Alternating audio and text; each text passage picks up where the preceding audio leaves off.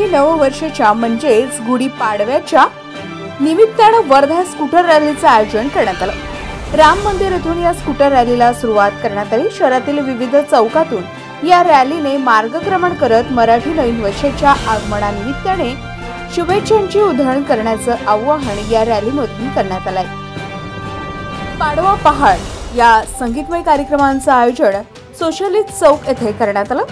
राम मंदिर समिती व रामनवमी शोभायात्रा समितीच्या वतीनं पाडवा पहाट कार्यक्रम आयोजित करण्यात आलाय।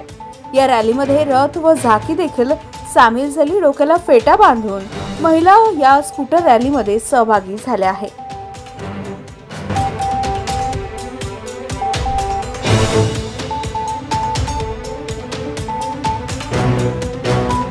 नवनवीन बातम्यांचा खजिना पाहण्यासाठी लाईक करा, शेअर करा आणि चॅनलला सबस्क्राइब करा।